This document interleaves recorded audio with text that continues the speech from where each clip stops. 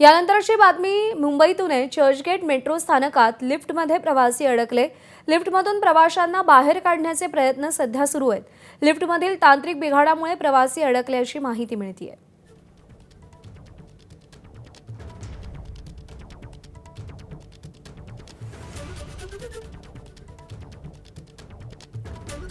Churchgate metro स्थानक परिसरात हा प्रकार घडलाय। लिफ्टमधल्या तांत्रिक बिघाडामुळे प्रवासी अडकलेले आहेत, त्यांना बाहेर काढण्याचे प्रयत्न सध्या सुरू आहेत अशी माहिती मिळतेय।